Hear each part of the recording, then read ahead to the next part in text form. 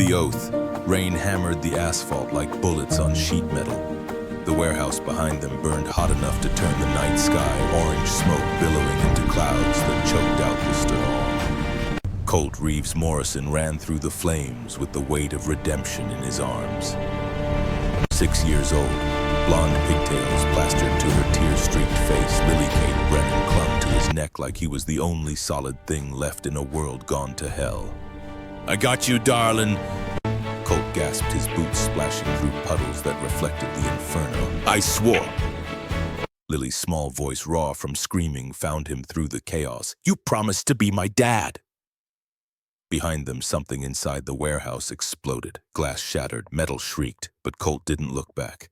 He never looked back anymore. The voice in his head, the one that sounded like his drill instructor from Paris Island, the one that had kept him alive through 2 tours in Fallujah, spoke with absolute certainty. "Keep moving.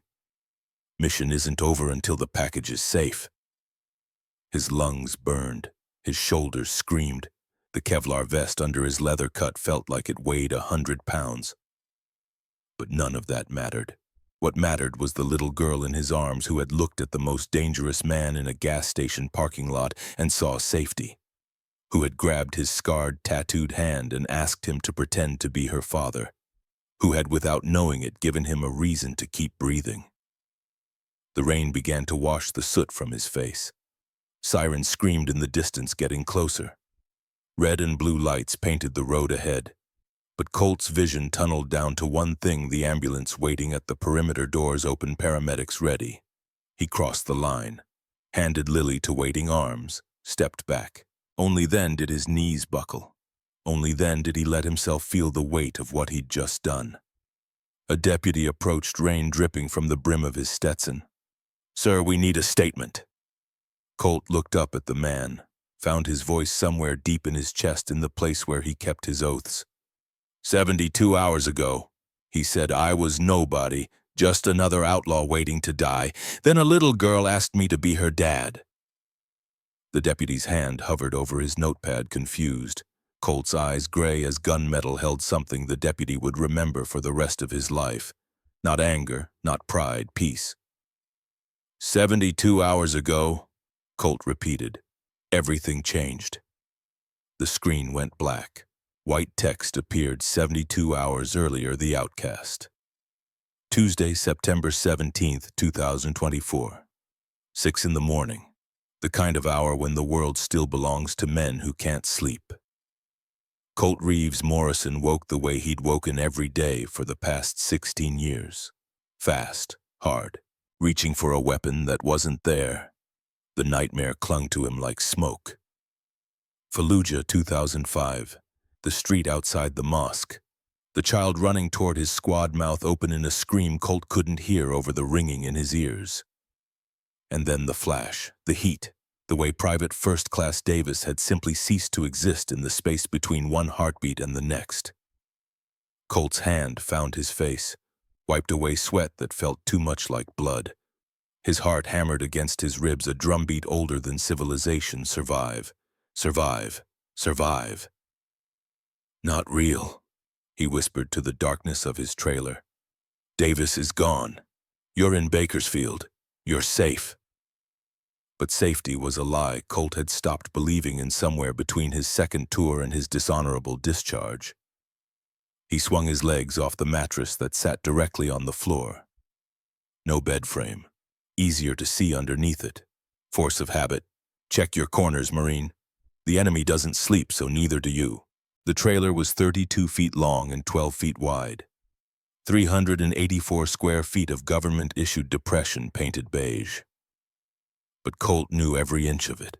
Knew the 3 exits, front door, back window, emergency hatch in the bathroom ceiling. Knew the sight lines from each window.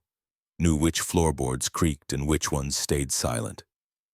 He'd measured the fields of fire on his 3rd day living here. Old habits died hard. Old Marines died harder. Colt stood, his bare feet finding the cool linoleum. 6'2", 220 pounds of muscle gone stringy from too much whiskey and not enough sleep. Tattoos covered his arms like sleeves made of ink and regret. On his right forearm, Semper Fidelis in block letters that had blurred slightly over the years. Always faithful. The motto he'd broken the day he disobeyed a direct order in Fallujah and got 2 Marines killed saving an Iraqi girl who'd been kidnapped by insurgents. On his left chest, directly over his heart. Autumn Rose Morrison, 1993-1999. His sister. The reason he'd learned what helplessness tasted like. The reason he'd joined the Marines in the first place, looking for a war simple enough that he could tell the good guys from the bad. He'd never found it. His back carried the full piece. A grim reaper, 7 feet of skeletal death in a hooded cloak scythe held high, coming to claim his due. The brothers in the Devil's Brotherhood motorcycle club had given him the road name that matched Reaper. Because everywhere Colt went, death followed. He moved through his morning ritual with the precision of a man who'd done it 10,000 times. Pulled on yesterday's jeans. Found a black t-shirt that didn't smell too bad. Ran his fingers through dark hair shot through with premature gray. The bathroom mirror showed him a face he barely recognized anymore. 42 years old but carrying 60 years of damage. Scar through his left eyebrow from a bottle fight in Kandahar. Another scar paler running along his jawline from a knife that had come too close in a Bakersfield alley 3 years back. Eyes the color of storm clouds. His mother used to say they were beautiful. His drill instructor used to say they were dead. Both had been right. Colt opened the medicine cabinet, ignored the prescription bottles that had his name on them, Zoloft, Ambien, Prazosin for the nightmares. The VA doctor in Fresno had prescribed them after his 3rd suicide attempt. He'd never filled them. Instead, he reached past the pills and found what he was looking for. His father's Colt M1911 pistol, .45 caliber, manufactured in 1943. The one thing Jameson Thorne Morrison had left behind when he'd abandoned his family in 1991. Colt had been 9 years old. Autumn had been 2. He field-stripped the weapon with his eyes closed. Slide, barrel, recoil spring. Every piece separated, inspected, reassembled. 52 seconds. Not his best time, but not his worst. The gun held 7 rounds plus 1 in the chamber. Colt kept it loaded, kept it close. Because the only difference between being paranoid and being prepared was whether or not someone actually kicked in your door at 3 in the morning. And in Colt's life, they always did eventually.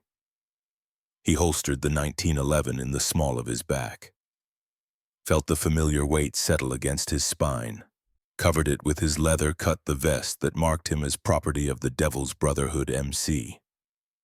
Patches covered the back, the club logo, a horned devil riding a Harley straight into hellfire, his road name across the top. Reaper in letters big enough to read from 100 yards. Below that, the rocker that said Bakersfield, his chapter, his family, the only one he had left. Colt stepped out of the trailer into California morning light that felt like broken glass against his eyes. The trailer park stretched out in rows of aluminum boxes and broken dreams. Satellite dishes pointed at skies that never delivered anything worth watching. Dogs barked behind chain-link fences, their voices hoarse from barking at nothing. Someone had spray-painted "Kill your local pedophile" on the side of the community laundry building. Colt approved of the sentiment, even if he couldn't approve of the grammar. His Harley-Davidson Fat Boy sat under a tarp between his trailer and the one next door. Colt pulled the cover off with the reverence of a priest unveiling an altar. The bike gleamed black in the early light, every chrome surface polished, every bolt torqued to spec. This machine at least he could control. This machine wouldn't abandon him, wouldn't betray him, wouldn't die screaming because he'd made the wrong choice at the wrong second. Colt threw his leg over the saddle, felt the 1,000 pounds of American steel settle between his thighs, turned the key, listened to the fuel pump prime. Then he kicked the starter. The engine roared to life with a sound like God clearing his throat. 96 cubic inches of Milwaukee iron tuned to perfection, announcing to the world that something dangerous was awake. Colt twisted the throttle, let the bike scream. Let the noise drown out the voices in his head that never really stopped talking. You got Davis killed. You got Rodriguez killed. You couldn't save Autumn. You're a weapon that misfired. You're a man without a mission. You're already dead. You just haven't stopped moving yet. The throttle twisted further. The engine screamed louder, and for 30 seconds Colt Reeves Morrison felt something other than guilt. He felt alive. The Brotherhood. Morrison's garage squatted on the industrial edge of Bakersfield like a bulldog guarding a junkyard. 2 bays, 1 office, a parts room that smelled like Cosmoline and broken promises. The sign out front had been shot once in a drive-by 3 years back. Nobody had bothered to fix the bullet hole. Colt rolled in at 8:30 right on time, which meant he was late by Brotherhood standards. Real bikers showed up early. Real bikers put in the work. Real bikers earned their patch through sweat and loyalty, not by showing up when they felt like it. But Colt wasn't a real biker. He was a Marine who'd found a home with outlaws because nobody else would have him. Bull Henderson stood in the first bay, buried to his elbows in a 1967 Harley shovelhead that looked like it had been pulled from the bottom of a lake. Bull was 48 years old, built like a refrigerator with a beard, and served as vice president of the Bakersfield chapter. He'd also saved Colt's life in 2009, which created a debt that could never be repaid. "Reaper," Bull said without looking up from the carburetor he was rebuilding. His voice sounded like gravel in a cement mixer. "You're late." "I'm here," Colt replied, which wasn't the same thing but was close enough. "Got a transport run tonight, Phoenix drop, 15 grand, no questions asked." Bull's hands moved with surprising delicacy for someone whose fists looked like they could punch through a brick wall. "You in?" Colt moved to the workbench, found a clean rag, started wiping down the tools Bull had scattered across the surface. Order from chaos. It was what Marines did. "What's the payload?" he asked. This was important. This was the line that separated Colt from the life he'd left behind. The Devil's Brotherhood ran plenty of illegal operations: stolen goods, bootleg liquor, unlicensed firearms. Colt had participated in all of it because a man needed money to eat and a roof over his head, and society didn't tend to hire Marines with dishonorable discharges. But Colt had one rule, one line he wouldn't cross: no drugs near schools, no guns that could hurt kids. Bull knew this, respected it even if he didn't entirely understand it. "Electronics," Bull said. "High-end, laptops, tablets, phones, fell off a truck in Sacramento. Need them delivered to a fence in Phoenix who'll move them to Mexico." Colt nodded. "I'm in." "Good." Bull finally looked up, his eyes the same shade of brown as engine oil. "How you sleeping?" "I'm sleeping fine." "That's horse shit, and we both know it." Bull set down the carburetor, wiped his hands on a rag that was somehow dirtier than his hands. "You got that look, brother. The 1,000-yard stare, I've seen it before." "I said I'm fine." "And I said that's horse shit." Bull stepped closer. Close enough that Colt could smell the coffee on his breath, the cigarette smoke in his beard. "Talk to me, Reaper. What's going on in that head?" Colt wanted to say nothing, wanted to say everything, wanted to say that he'd woken up that morning convinced he could still hear Davis screaming, even though Davis had been dead for 19 years and screaming required lungs, and Davis hadn't had lungs anymore after the IED had turned him into a pink mist. Instead, he said, "I'm handling it." Bull studied him for a long moment, then nodded because pushing a Marine who didn't want to talk was a good way to start a fight neither of them needed. "All right," Bull said, "but if you're not handling it, you tell me. Brotherhood takes care of its own. That means you, whether you like it or not." The words hit harder than Bull probably intended. Brotherhood. Family. The concepts Colt had spent his entire adult life chasing and never quite catching. He'd found it in the Marines for a while. Found it in Fire Team 2nd 1st Squad 1st Platoon Bravo Company. Found it in the men who'd shared his MREs and his guard shifts and his nightmares about what they'd seen in the streets of Fallujah. Then he'd gotten them killed, and the Brotherhood had evaporated like morning dew in the Iraqi sun. He'd found it again with the Devil's Brotherhood MC. found it in men like Bull who asked no questions about his past and expected nothing from his future except that he show up and do the work. But Colt had learned the hard way that brotherhood was conditional. It lasted right up until you made a mistake that got good people killed. Then it turned to ash in your mouth and you were alone again. Always alone. "I appreciate it," Colt said, which was as close to thank you as he could manage. Bull clapped him on the shoulder with a hand that could palm a basketball. "Ride's at 8 tonight. Warehouse on 3rd Street. Don't be late."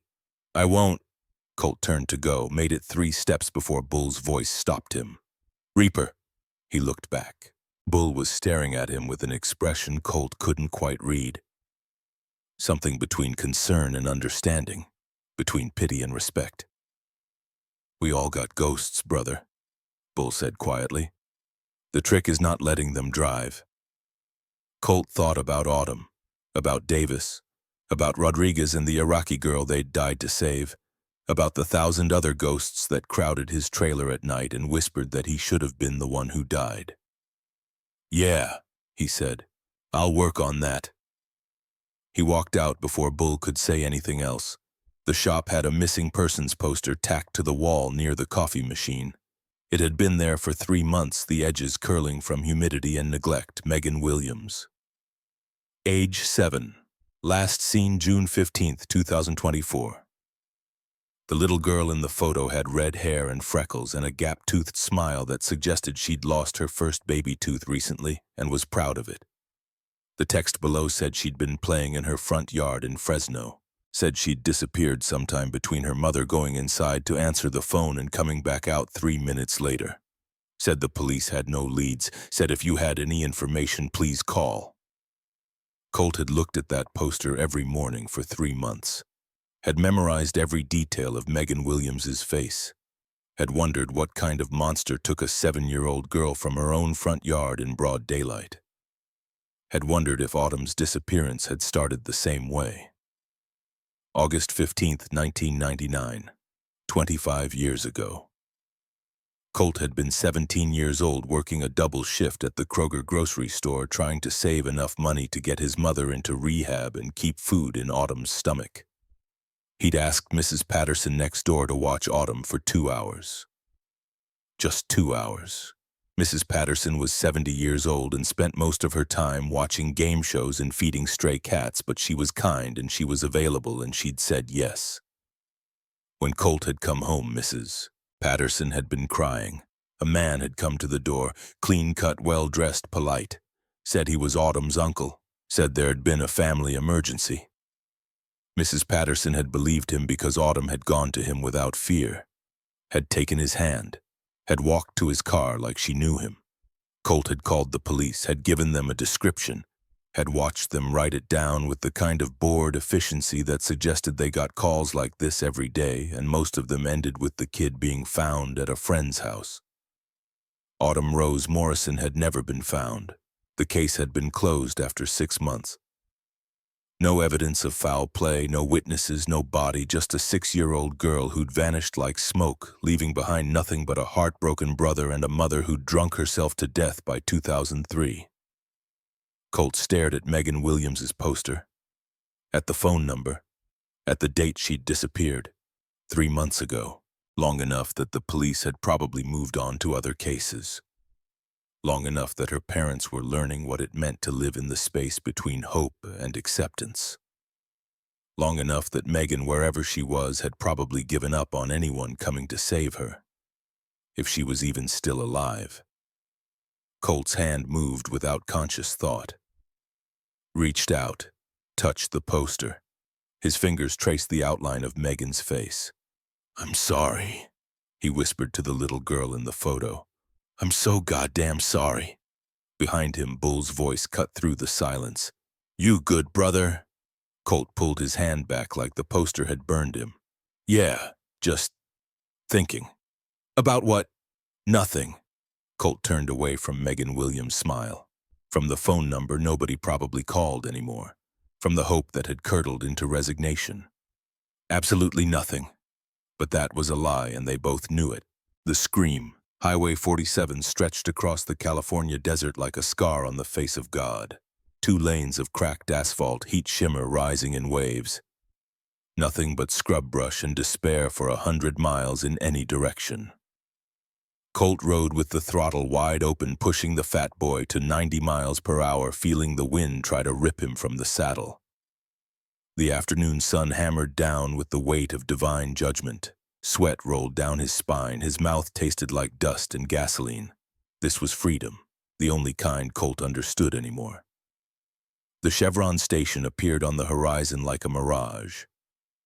Colt throttled back, downshifted, felt the engine's rumble translate through the frame into his bones. The bike decelerated with the authority of physics and American engineering.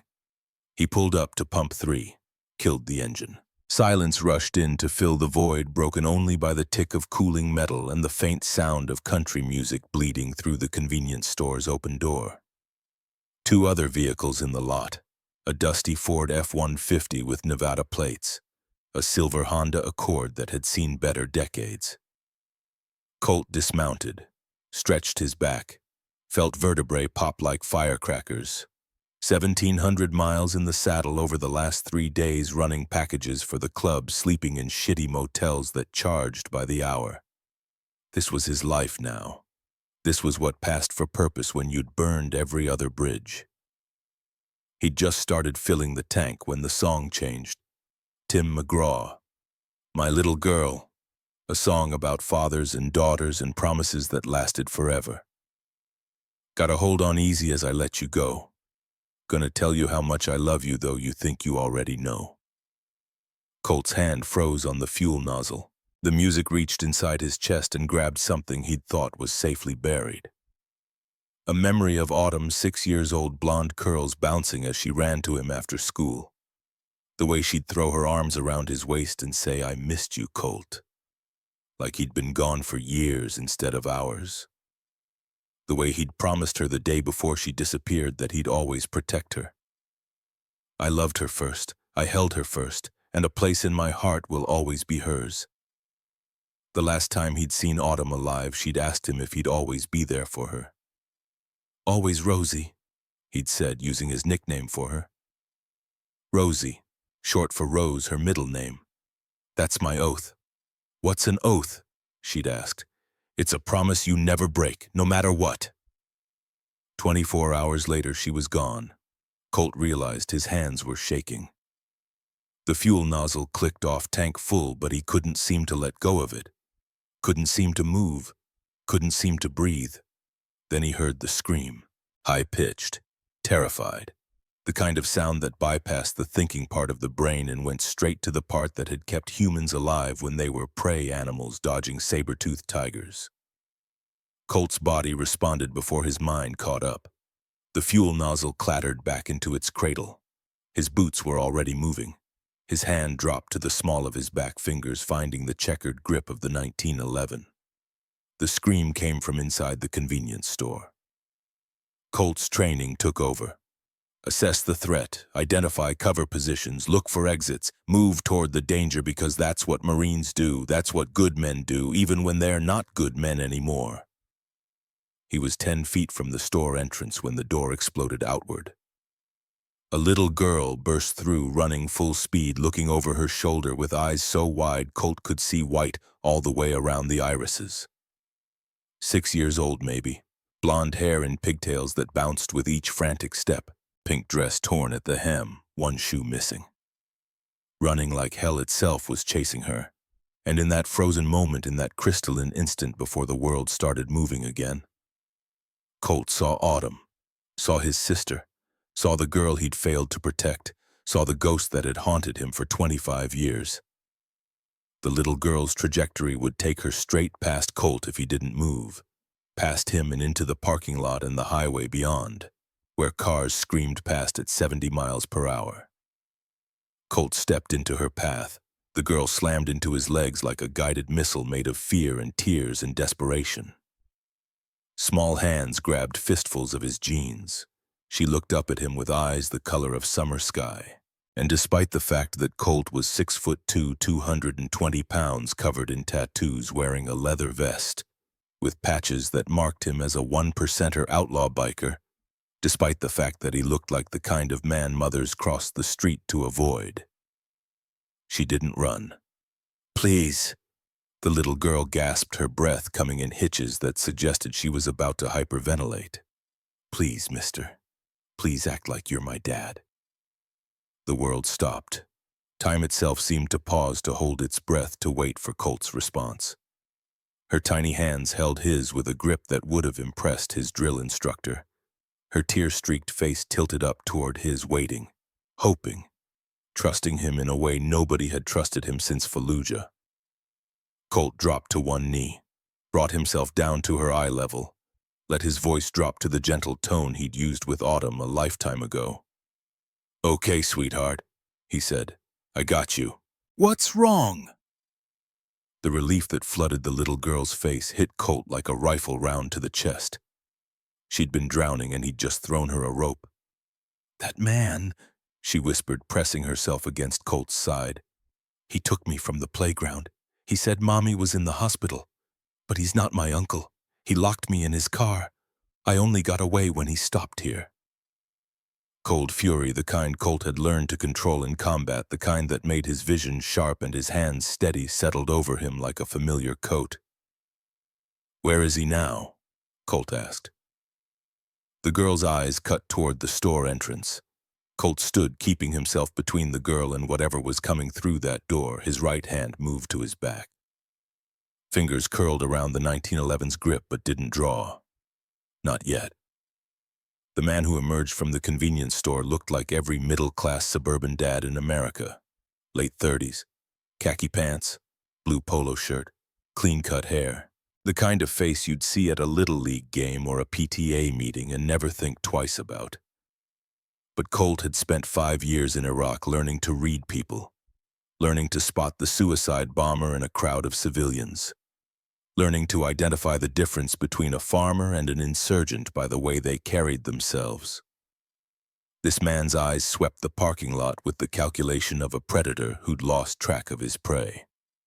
And when those eyes found the little girl hiding behind Colt's legs, something shifted in the man's expression, relief. Followed by anger, followed by a smile that never touched his eyes. The man started walking toward them. Colt's body language shifted without conscious thought. Shoulders squared, weight balanced, a stance that communicated threat without words. "This is a line.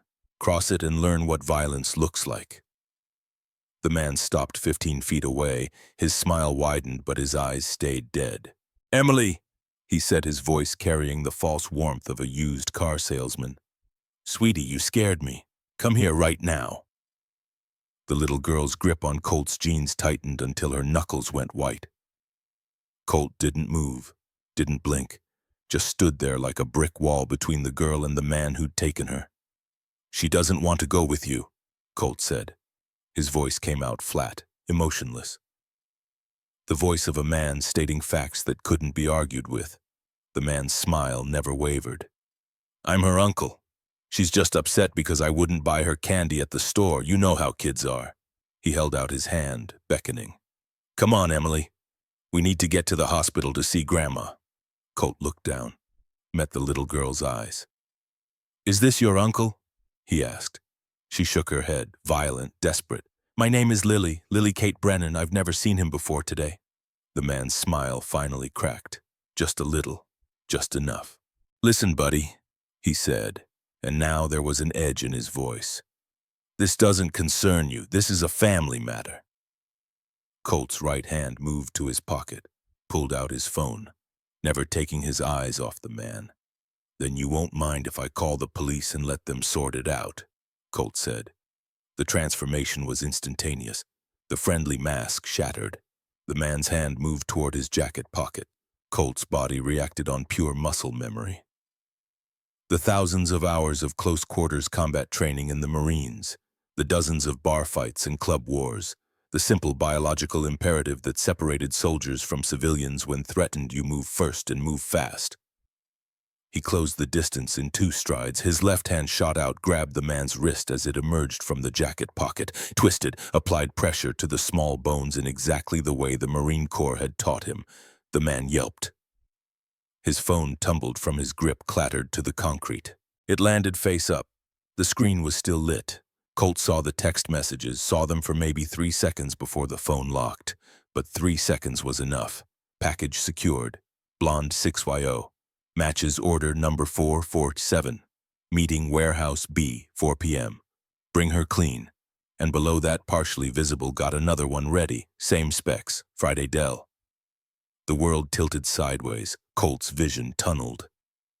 Sound became muffled like he was underwater. His grip on the man's wrist tightened until bones ground together.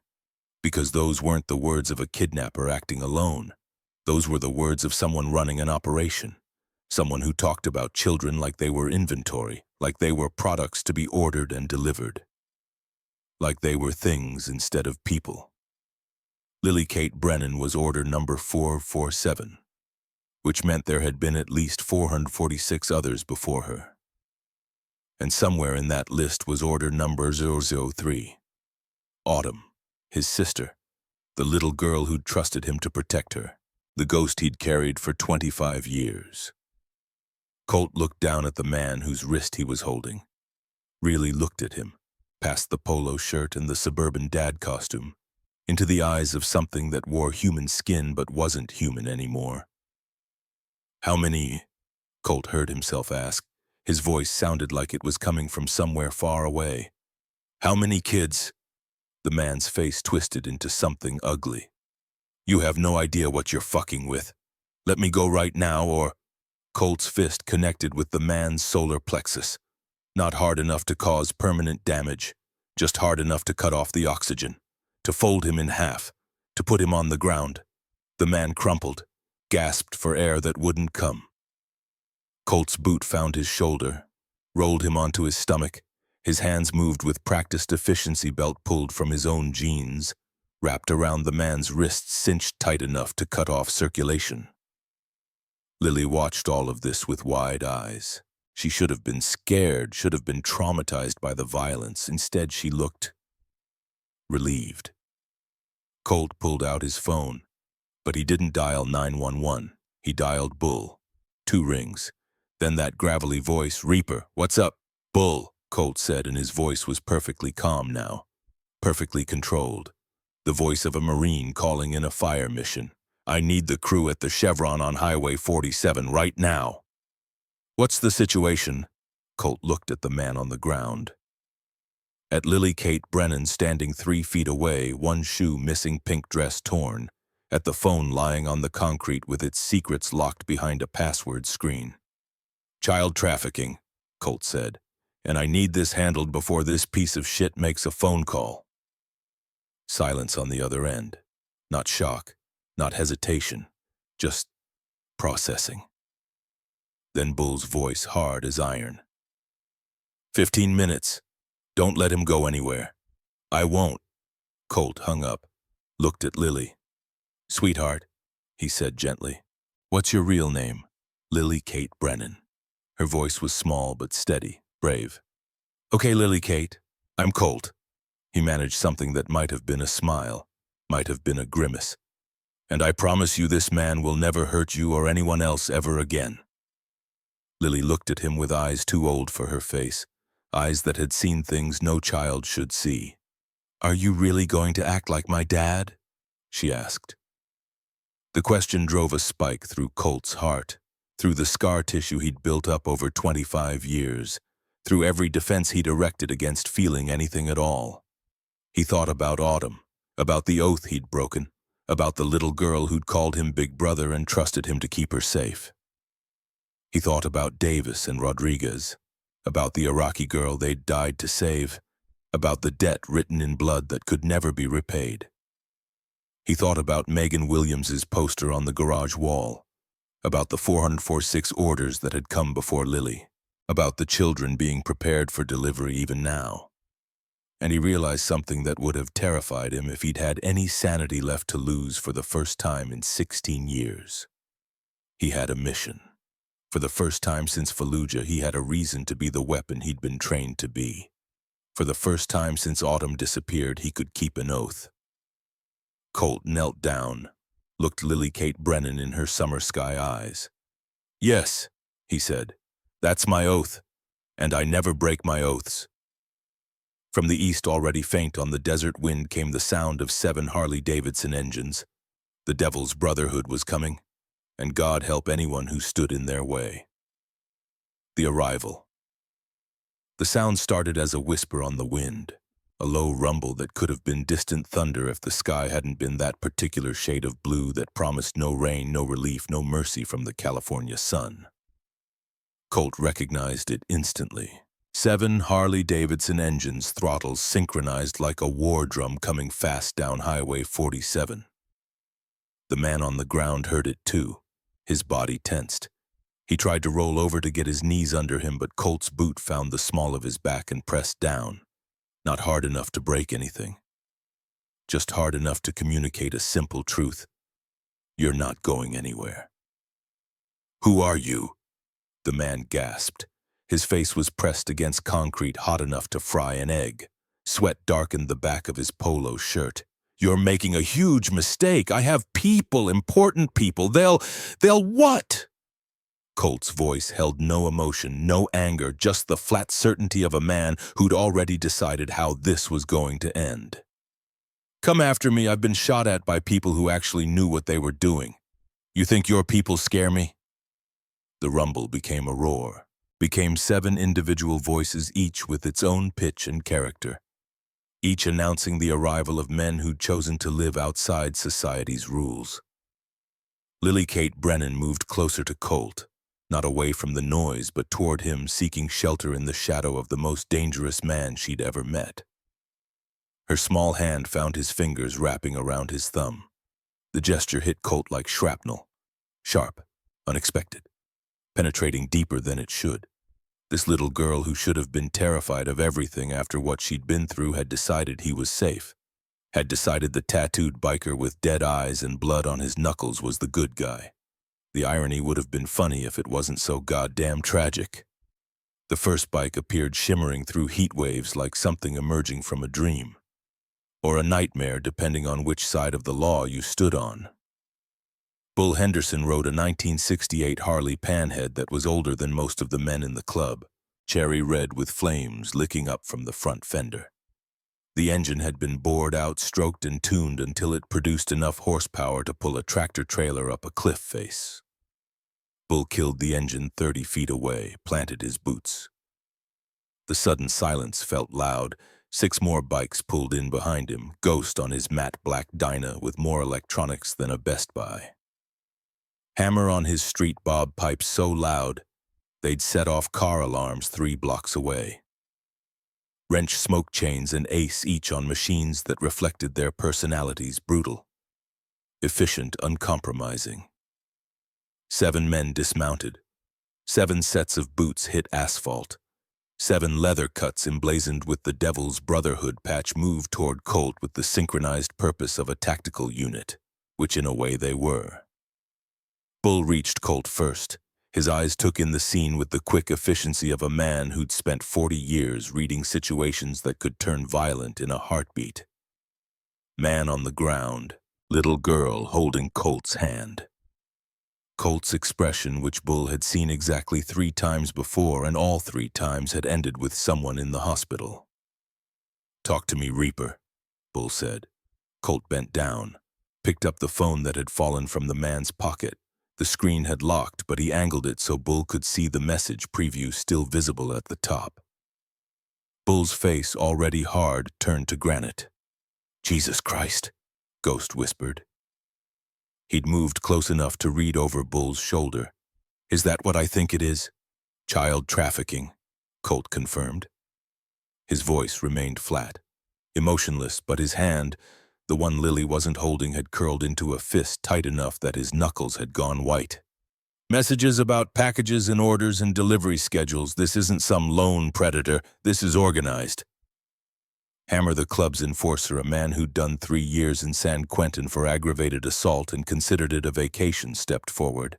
looked down at the man on the ground. "Want me to get him to talk?" Hammer asked. His voice held the same tone someone might use to offer to take out the trash. "No," Bull's command cut through the desert air.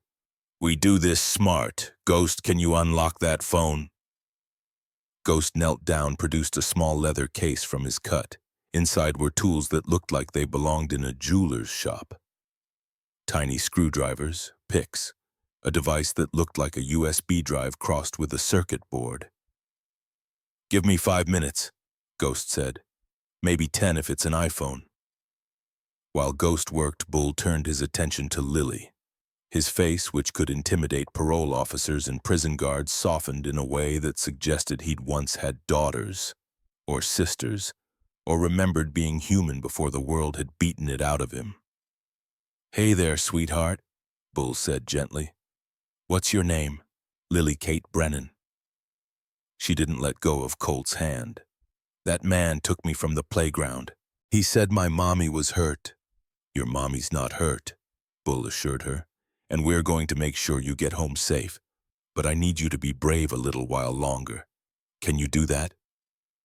Lily nodded, looked up at Colt. "Is he your friend?" "Yeah," Colt said. "These are all my friends, and they're going to help make sure you're safe." "Even the scary one," Lily pointed at Hammer, who looked like he bench-pressed Volkswagens for fun. Hammer's face cracked into something that might have been a smile if you squinted and had a generous definition of the word. "Especially me little darlin'. I eat bad guys for breakfast." "What do they taste like?" Lily asked with the innocent curiosity of a 6-year-old who'd just been through hell and was trying to process it the only way she knew how. "Like chicken," Hammer replied. "Everything tastes like chicken." Ghost's device beeped. "Got it," he said. "Phone's unlocked, and Reaper, you're not going to like what's on here." The revelation, the next 10 minutes unfolded with the grim efficiency of men who'd been riding together long enough to communicate without words. Ghost scrolled through the phone while Bull and Colt flanked him. Hammer kept watch on the highway, his body language broadcasting a clear message to any passing motorists. "Keep driving. Nothing to see here, unless you want to see things you can't unsee." Wrench and Smoke did a security sweep of the parking lot. Chains and Ace moved to the convenience store, disappeared inside. When they emerged, Chains held up a USB drive. "Security footage," Chains explained. "Erased the last hour. We were never here." Bull nodded approval. "Good thinking." But Colt wasn't paying attention to any of that. His eyes were locked on the phone screen as Ghost navigated through folders and files and messages that painted a picture of evil so banal it almost looked like a legitimate business. Orders listed by number. Children described by age, gender, hair color, eye color. Delivery dates. Payment schedules. Customer preferences. 347 orders spanning back to 1994. 30 years of stolen childhoods.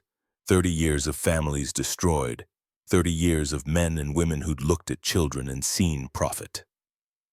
Ghost's finger stopped scrolling. His voice, usually steady, cracked slightly. "Reaper, photo gallery. You need to see this." He handed the phone over. Colt took it with hands that had started to shake. Not from fear, not from anger. From something older and more primal. Something that lived in the part of the brain that predated civilization and law and the thin veneer of humanity that kept men from becoming monsters. The photos were clinical, impersonal. Each child photographed against a white background like school pictures, each image labeled with an order number and a date. Order number 447. Lily Kate Brennan, September 17, 2024. Order number 446, Marcus Chen. September 10, 2024. Order numbered 445, Sophia Whitmore. September 3, 2024. Colt scrolled backward, through September, through August, through years. His thumb stopped moving. Order number 003, August 15, 1999. The photo quality was worse. Technology from 25 years ago, but the face was unmistakable. Blonde curls, 6 years old, blue eyes that held confusion and fear and the terrible trust of a child who'd been told. by a grown-up that everything would be okay. Below the photo, Autumn Rose Morrison. Acquired via Patterson Contact, placed Billings, Montana, status fulfilled. Colt's vision went white around the edges. His hands stopped shaking, went completely still, the kind of still that comes before an explosion, the kind of still that makes smart people take 3 steps back. "Reaper," Bull's voice came from very far away. "Brother, talk to me!" Colt couldn't speak, couldn't breathe, could only stare at the photo of his sister reduced to an order number classified as fulfilled like she was a pizza delivery. 25 years. 25 years of wondering if she'd suffered, if she'd cried for him, if she'd died afraid, and now he knew. She'd been sold, placed, delivered to a family in Montana who'd probably told themselves they were saving her from poverty, from an addict mother, from a teenage brother who couldn't protect her. They'd stolen her, erased her, turned her into someone named Emma who'd died in a car crash in 20, never knowing she'd had a brother who'd spent every day looking for her. The phone cracked in Colt's grip. Plastic housing fractured under pressure that would have crushed bone. "Colt." Bull's hand on his shoulder. Heavy. Anchoring. "Breathe, brother." The man on the ground, sensing an opening, started to speak. "Listen, I can explain." Colt moved. 1 second he was standing still, the next he'd crossed the distance. His boot caught the man in the ribs, not a kick designed to kill, just one designed to hurt, to communicate pain in a language predators understood. The man folded, gasped. Colt drew back his boot for another strike. Bull's arms wrapped around him from behind, lifted him, carried him backward with the strength of a man who could deadlift 400 pounds when he was motivated. "Not like this," Bull growled in Colt's ear. "Not in front of the girl, not where it fucks up the case, you hear me, Reaper? We do this right." Colt struggled. His muscles screamed. His training told him 6 different ways to break Bull's grip. His rage told him to break the man's grip and then break the man on the ground and keep breaking things until the world made sense again. But Bull was right. Lily was watching. Lily Kate Brennan, order number 447. The little girl who'd asked him to act like her dad, she'd seen enough violence for one day. Seen enough of what adults were capable of when they stopped being human. Colt forced himself to relax, to breathe, to count backward from 10 in the way the VA therapist had taught him before he'd stopped going to therapy. Bull felt the change, released him, stepped back but stayed close. "That's your sister?" Bull asked quietly. Colt nodded, couldn't trust his voice. "Then we get all of them," Bull said. "Every kid in this network, every handler, every buyer. We burn it to the ground, but we do it smart. We do it in a way that sticks. You with me?" Colt found his voice. It came out rusty, damaged. "Yeah, I'm with you." Ghost had continued scrolling through the phone. His face had gone pale. "Guys, it's worse than we thought. There are 12 kids scheduled for pickup today, 4 p.m., warehouse on the south side. 12. Smoke the club's medic, a Navy veteran who'd seen his share of horrors in Kandahar, sounded shaken. "Jesus Christ, 12 kids. There's more." Ghost turned the phone around, showed them a spreadsheet. 47 active orders, 6 facility locations across 4 states. This isn't some small-time operation. This is Enterprise, Colt finished. His voice had gone flat again, emotionless. The voice of a Marine receiving a mission brief. "This is a business." The man on the ground laughed. It was a wet, pained sound, but it was genuine. "You stupid bastards. You think this is just me?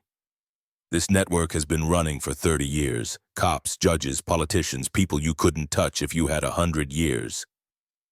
Colt looked down at him. "What's your name?" "Fuck you." Colt's boot found a pressure point in the man's shoulder. Not hard, just enough. The man screamed. "What's your name?" Colt repeated. "Marcus Webb."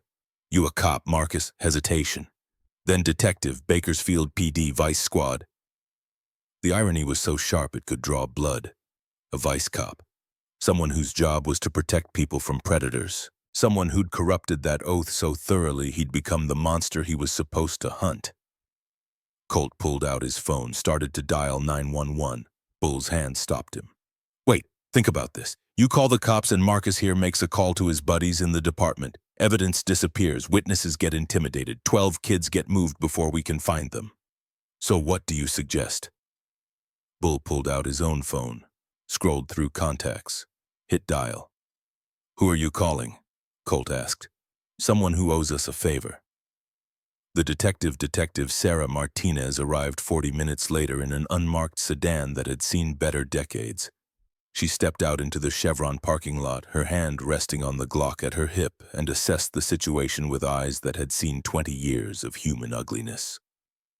7 bikers, 1 little girl, 1 man zip-tied on the ground, and Colt Reeves Morrison, a man Martinez had sworn 3 years ago she'd arrest the next time she saw him. Reaper, Martinez said. Her voice carried the weight of authority and exhaustion. Please tell me you have a good reason for calling me out here. Child trafficking, Bull said before Colt could respond. Cop involved, network spanning 30 years, 12 kids scheduled for pickup in 90 minutes. Martinez's expression didn't change, but her hand moved from her weapon to her radio. I'm going to need context before I start making calls. Colt handed her the phone. Everything you need is on there. Messages, photos, 347 kids going back to 1994. Martinez scrolled. Her jaw tightened. When she looked up, her eyes had gone hard as bullet casings.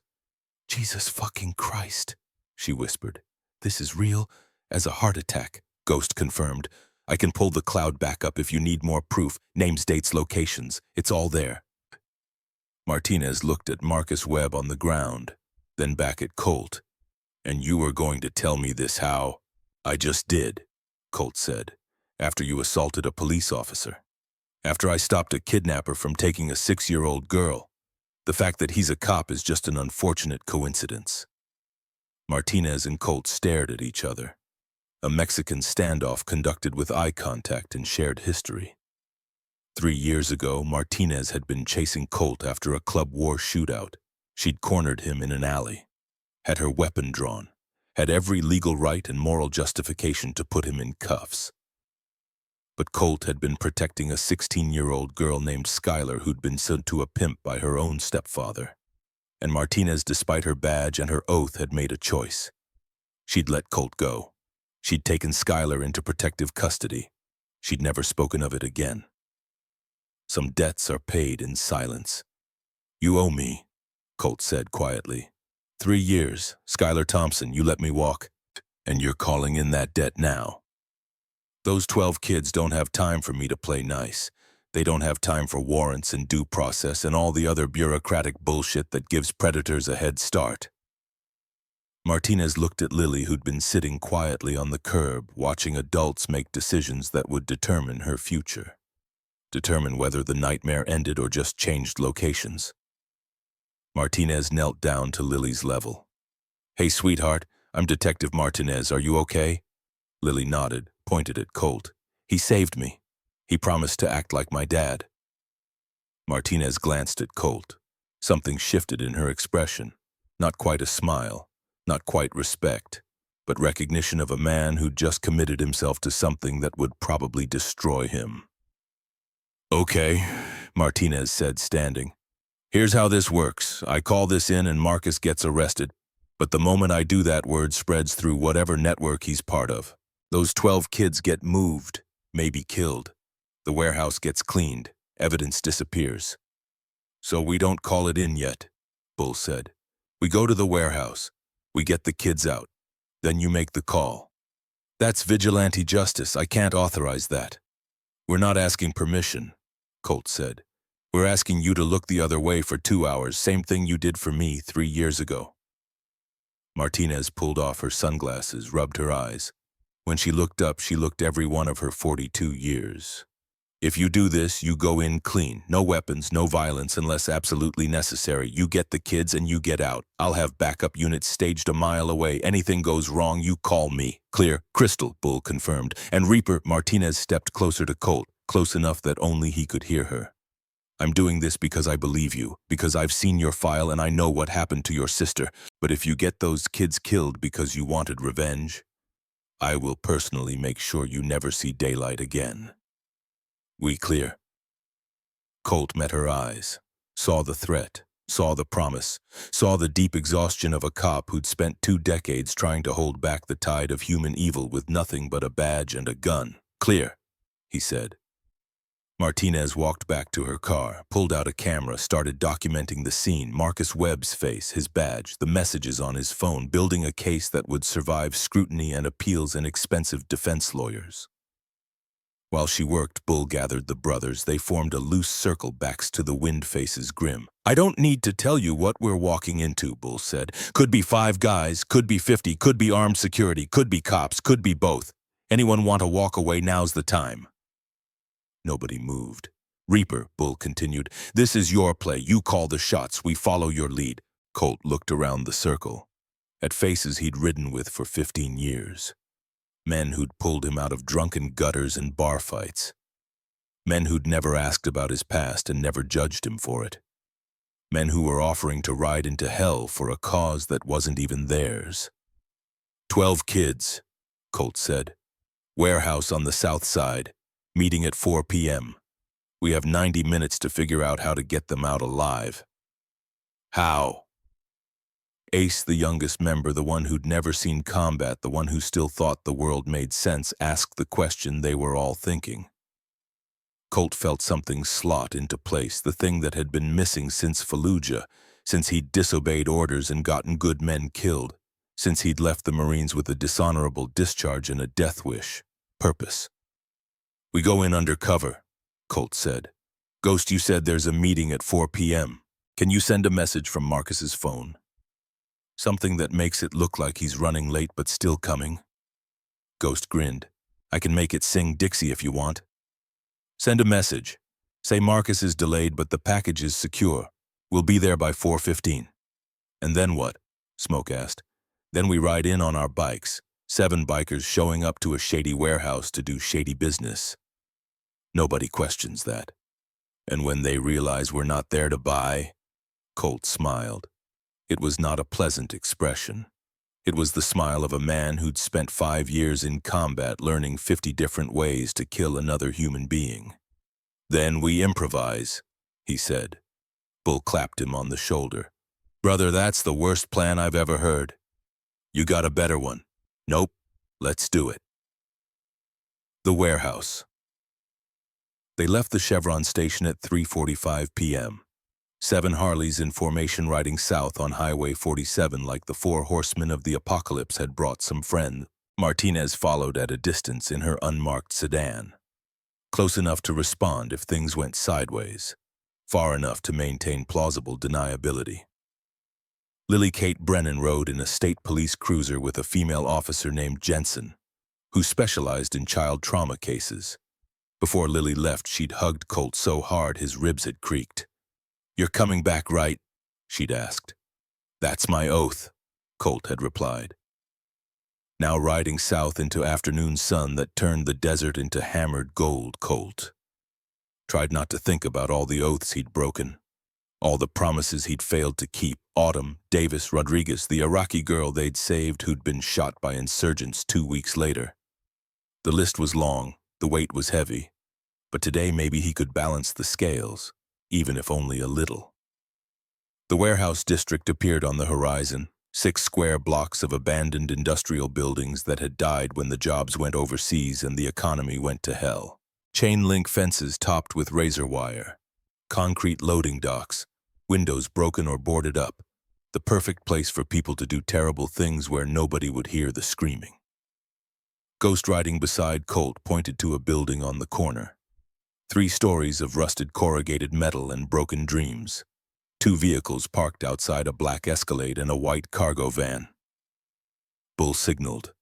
The formation tightened. 7 bikes moved as one organism, predatory and precise. They parked in a loose semicircle, killed their engines in sequence. The sudden silence felt heavy enough to crush diamonds. 5 men waited inside the loading dock. Ages ranging from 30s to 50s, street clothes, but the way they stood, the way their eyes tracked movement, screamed experience. These weren't amateurs, these were professionals who'd been doing this long enough to be good at it. The man in front, tall and lean with the kind of tan that came from golf courses and country clubs, stepped forward. His eyes swept across the bikers with calculated assessment. "You're late," he said, "and you're not Marcus Webb." Colt dismounted, moved forward with the confidence of a man who'd cleared rooms in Fallujah while people were actively shooting at him. Compared to that, this was just another Tuesday. "Marcus had complications," Colt said. "Legal variety. I'm his business partner. Name's Reaper." The man's eyes flicked to Colt's patches, to the Devil's Brotherhood logo, to the road name stitched across the back. "Marcus didn't mention working with motorcycle clubs." Bull stepped up beside Colt, all 250 pounds of him, all 6'3", all prison tattoos and barely contained violence. "Marcus didn't mention a lot of things," Bull said. "We're here to protect our investment, make sure the merchandise is quality, make sure nobody gets any ideas about cutting us out." The calculus played out on the tall man's face. Suspicion versus greed, caution versus the operational reality that moving this much product required taking risks. Greed won. It usually did. "Fine," the man said, "but the price just went up. Uncertainty tax." "We'll talk price after we see the merchandise," Colt replied. The man considered, then nodded, gestured toward the warehouse entrance. "After you," he said. Colt walked forward, into the shadows, into the building where 12 children waited to be sold like cattle. Behind him, 6 brothers followed. The darkness inside the warehouse pressed against Colt's eyes like a physical thing, his pupils dilated, combat reflexes taking over, cataloging details faster than conscious thought could process. 30 feet to the back wall, 20 feet to the nearest support column, exit signs glowing red at 3 o'clock and 9 o'clock. Skylights above dirty glass filtering sunlight into pale columns that looked almost sacred. And in the far corner, barely visible in the dim light, 12 small shapes huddled together on the concrete floor. Colt's breath caught in his chest. Children. Real children. Not theoretical victims or case files or order numbers in a spreadsheet. Flesh and blood kids who should have been playing soccer or doing homework or watching cartoons instead of sitting in the dark waiting to be seen. The tall man noticed Colt's attention, smiled like a used car salesman showing off his best inventory. "Quality merchandise," he said, his voice echoing off concrete walls. "Ages 5 to 9, mixed selection, all clean, all documented, all ready for immediate placement." Bull's hand found Colt's shoulder. Squeezed once. The message was clear. "Stay calm, stay focused, we're not here yet." Colt forced himself to look away from the children, to focus on the handlers. 5 men spread out in a loose formation that suggested tactical training. Military or law enforcement background. The kind of men who knew how to hurt people and had done it enough times to be comfortable with it. Then the tall man's phone rang. He pulled it from his pocket, glanced at the screen. His expression changed. Suspicion hardened into certainty. "Marcus Webb has been arrested," he said quietly, "and his phone is active. Someone's using it." The warehouse exploded into motion. 5 handlers reached for weapons. Colt's brothers moved in response, years of riding together translating into wordless coordination. But Colt was already moving. His hand went to his belt, ripped off the wire Martinez had given him. He threw it at the tall man's feet, where it landed with a small plastic clatter. "You want proof we're not cops?" Colt's voice cut through the chaos like a blade. "There's your wire. I wore it because I wanted them to hear this conversation. Because in about 30 seconds, this building is going to be crawling with state police." The tall man's gun swung toward Colt. "Who the fuck are you?" "Someone who gives a damn," Colt said. Then he filled his lungs and roared, "Martinez now!" For one frozen heartbeat, nothing happened. Then the loading dock doors exploded inward. Detective Sarah Martinez and 15 state police officers flooded through the breach like water through a cracked dam. Body armor, tactical helmets, AR-15s with flashlights that turned the warehouse into blazing daylight. "State police weapons down on the ground now." The handlers scattered. Two went for the back exit. One raised his weapon. The other two dropped their guns and hit the deckhands behind their heads. Veterans of the system who knew when they were beaten. But the one who raised his weapon, the tall man, had his sights on Colt. Time dilated. Colt saw the man's finger tighten on the trigger, saw the geometry of death, saw the bullet's trajectory before it was fired. He moved, not away from the shooter, toward the children. His body covered a little girl with blonde hair as the gunshot cracked through the warehouse like God breaking his knuckles. Concrete dust exploded 6 inches from Colt's head. Chips of floor stung his face. The state police returned fire, not to kill, to suppress. 3-round bursts that chewed up the wall behind the tall man and convinced him that dying for a paycheck was a poor life choice. He dropped his weapon, raised his hands. "Don't shoot, I'm down!" Martinez's tactical team swarmed him. Professional, efficient, by the book. Within 90 seconds, all 5 handlers were cuffed, searched, and secured. Martinez herself moved through the chaos with the calm of someone who'd done this 100 times. She reached Colt, who was still covering the little girl with his body. "Morrison," Martinez said. "You're clear. Stand down." Colt couldn't move. His muscles had locked. His breath came in short gasps. The little girl beneath him was crying, her small body shaking with sobs that sounded like they'd tear her apart. Bull's hands found Colt's shoulders, pulled him up, pulled him away from the child who wasn't Autumn, who'd never been Autumn, who was someone else's sister and someone else's daughter. "Easy, brother," Bull said. "You did it. She's safe. They're all safe." Colt looked around the warehouse, really looked. Smoke was already moving among the children, his Navy corpsman training taking over, checking for injuries, speaking in the calm, gentle voice reserved for scared animals and traumatized kids. Wrench had found blankets somewhere from the police vehicles maybe, and was distributing them to children who didn't need warmth but needed something to hold on to. Ghost stood by the loading dock door, securing the perimeter. His phone out, documenting everything. Evidence. Proof.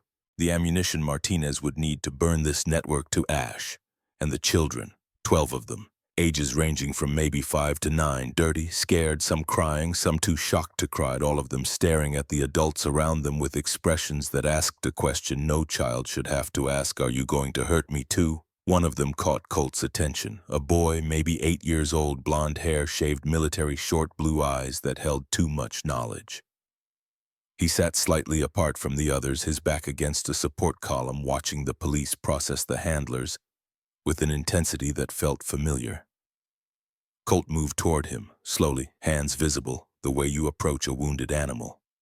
"Hey," Colt said, kneeling down to eye level. "What's your name?" The boy stared at him, didn't answer. "My name's Colt. These are my friends. The police are here to help. You're safe now." Still nothing. Colt tried a different approach, pointed to his patches. "You see this Devil's Brotherhood? We're bikers. We ride motorcycles. You like motorcycles?"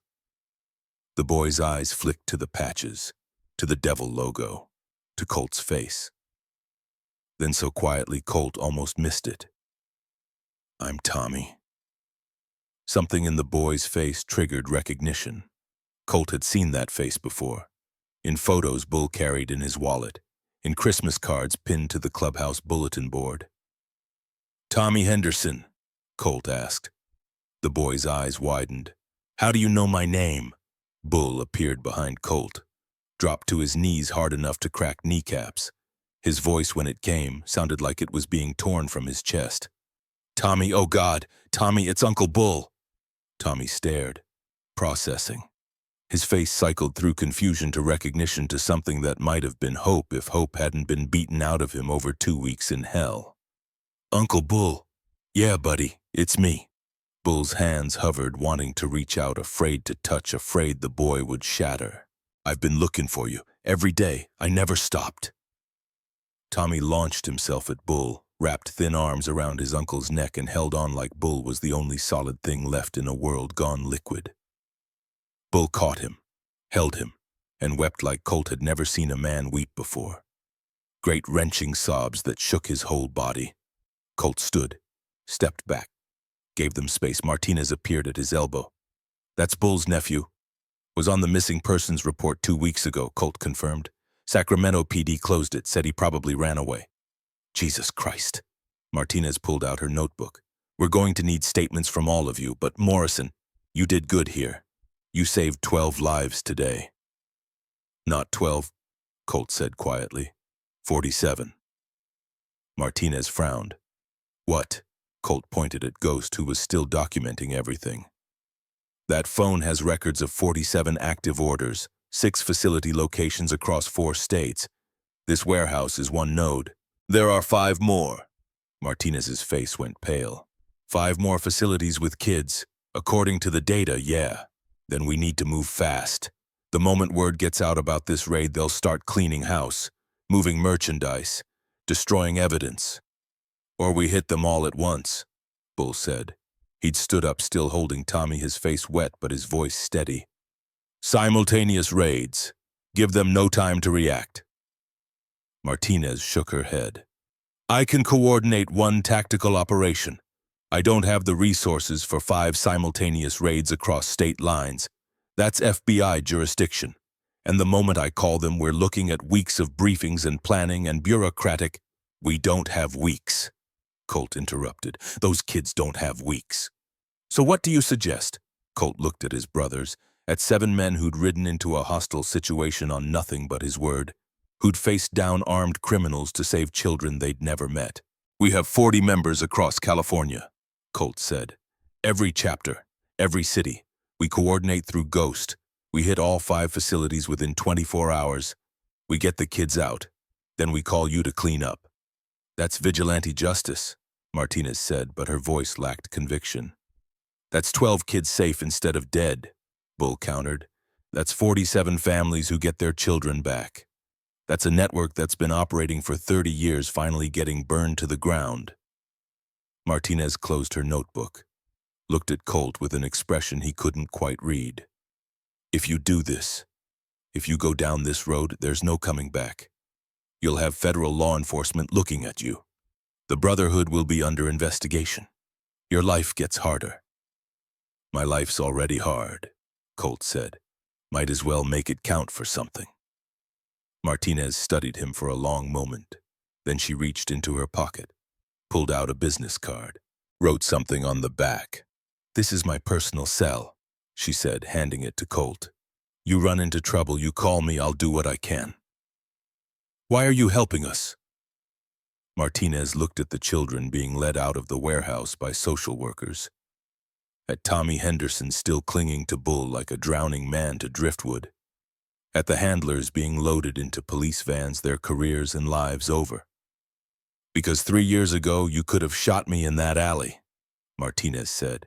"You had every reason, every opportunity, but you didn't. Because despite everything you are, despite all the laws you've broken, you're still one of the good guys, and the world needs more of those." She walked away before Colt could respond. The Gathering. The Devil's Brotherhood clubhouse occupied a converted warehouse on the industrial edge of Bakersfield. 10,000 square feet of concrete and steel that had been transformed into something between a fortress and a home. The main room held a bar that ran 50 feet long, pool tables, a stage where local bands played on weekends, leather couches arranged around a TV that showed nothing but ESPN and action movies. Walls covered with photographs of brothers who'd passed motorcycle accidents, cancer, old age police shootouts. Tonight the clubhouse held 40 men. Every patched member in California had ridden through the night to be here, from Sacramento and Fresno and Los Angeles, from San Diego and Stockton and Oakland. They'd left jobs and families and responsibilities because Bull had made the call. And when Bull called, you came. Colt stood at the front of the room facing 40 pairs of eyes. Men who'd served time, men who'd served their country, men who'd made choices that put them outside society's rules but maintained their own code. No civilians, no kids, no old people.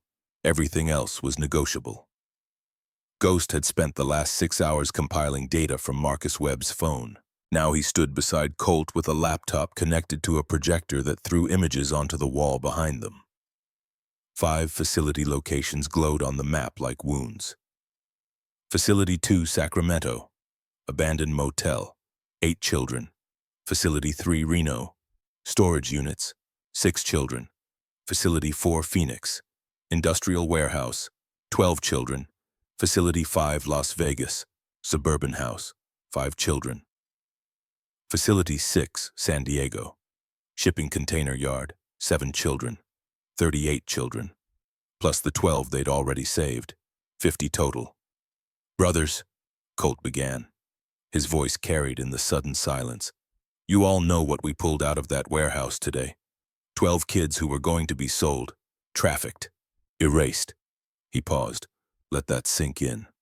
What you don't know is that this operation has been running for 30 years. 347 children stolen, sold. Some of them are adults now. Some of them are dead. All of them had families who've spent decades wondering what happened. Another pause. Colt felt the weight of 40 men's attention like a physical pressure. One of those kids was my sister, Autumn Rose Morrison. Taken in 1999, I was 17. I spent 25 years looking for her. Found out today that she died in 2015 car accident. She never knew she'd been stolen. Never knew she had a brother. The room was silent enough to hear breathing. We have locations on 5 more facilities. 38 more kids. We hit them all, we end this. We save lives. We do something that actually fucking matters. Ace, the youngest prospect, raised his hand. What's the plan? Ghost took over. Click to the next slide. We divide into 5 teams, 8 men per team. Each team hits 1 facility simultaneously within a 4-hour window tomorrow night. What about the cops, Tim? Someone from the Sacramento chapter asked.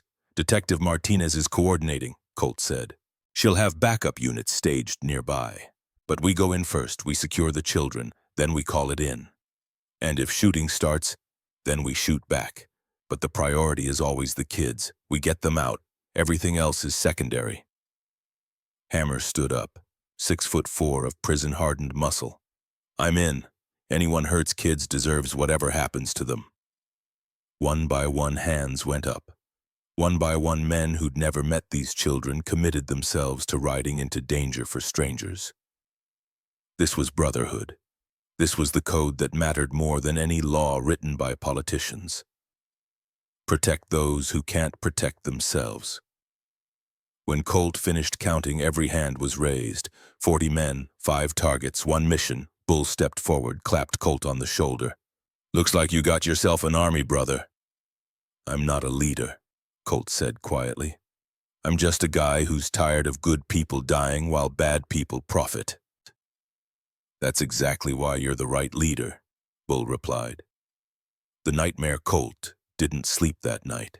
He sat in his trailer staring at a photograph he kept in a drawer beneath clothes he never wore. Autumn Rose Morrison at age 6. Birthday party. Pink dress covered in frosting. Gap-toothed smile. Holding a stuffed rabbit she'd named Mr. Hoppy. 2 weeks after this photo was taken, she'd vanished. Colt traced the outline of her face with 1 finger. I'm sorry I couldn't save you, Rosie. I'm sorry I failed. His phone buzzed. Text message from an unknown number. This is Lily. Detective Martinez gave me your number. Are you okay? Colt stared at the screen.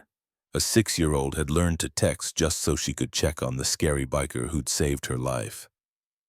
He typed back, I'm okay. Are you safe? Yes, Mommy is here. We're going home tomorrow. Will I see you again? Colt's thumb hovered over the keyboard. What did you tell a child who'd attached herself to a broken man who'd probably died doing something stupid before the year was out?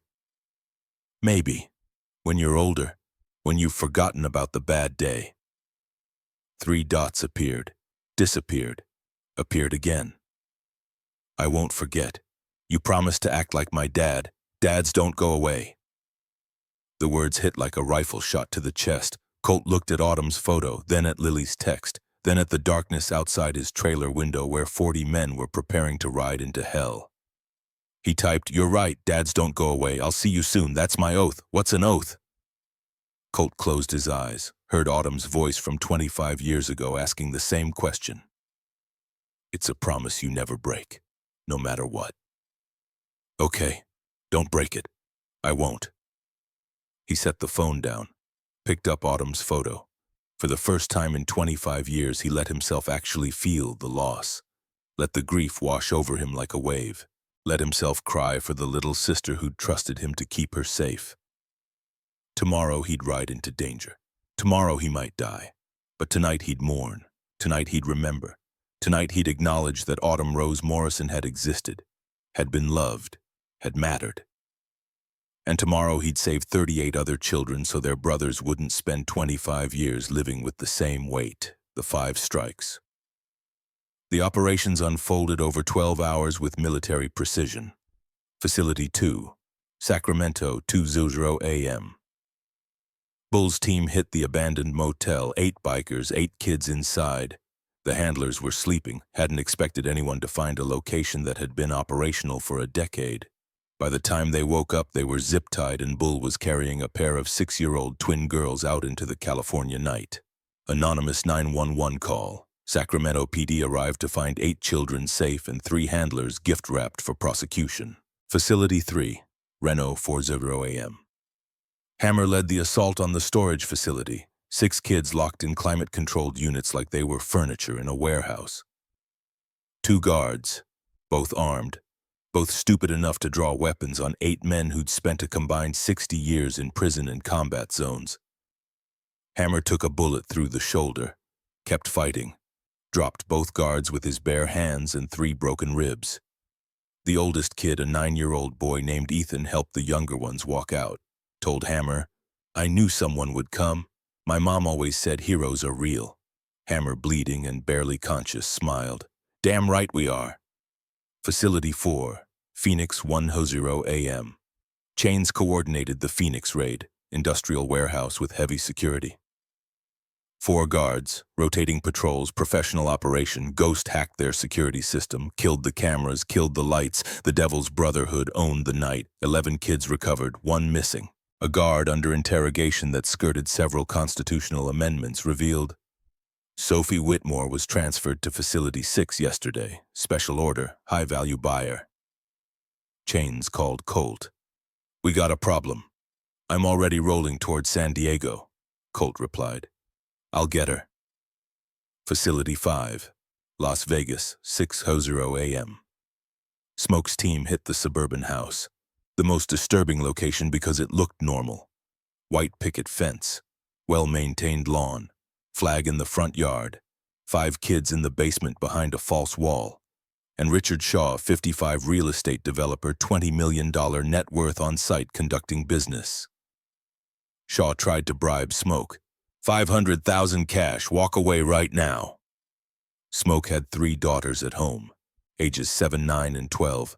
He looked at Shaw and saw what kind of man paid money to hurt children. "I got 3 girls," Smoke said. "You just made this personal." Shaw's nose broke with a sound like kindling snapping. He went down hard. When Las Vegas PD arrived, they found 6 arrests, Shaw plus 5 handlers and 5 terrified children who'd been hours away from international trafficking. Colt led the final assault personally. 6 brothers, 7 kids inside, including Sophie Whitmore, 8 years old, transferred for a special order. The shipping container yard was massive, hundreds of 40-foot containers stacked 6 high, a labyrinth of steel that could hide anything. Ghost's thermal imaging found the children. Container number 447B, locked from outside. Temperature inside was 110 degrees, 8 handlers, 8 buyers, an auction in progress. This was the big one, the hub, the place where the network's highest value merchandise moved through. Colt's team breached at 8:00 a.m. Daytime. Bold. Unexpected. The fighting was brutal. Close quarters. Confined spaces. Men who had everything to lose versus men who'd already lost everything that mattered.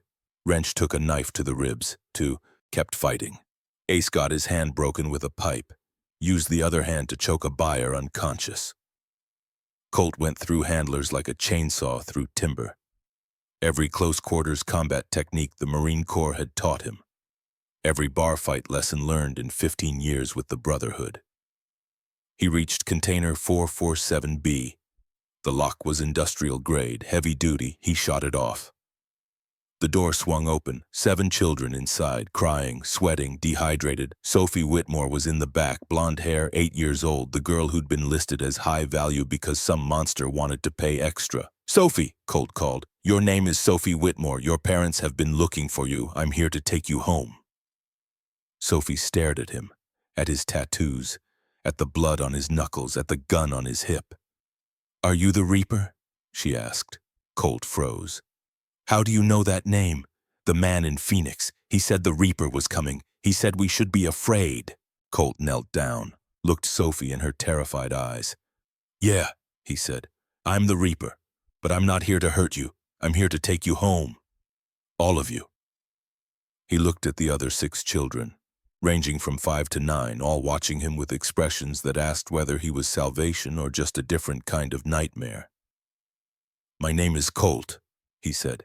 "These men with me are my brothers. We ride motorcycles. We look scary, but we're the good guys, and we're going to get you out of here."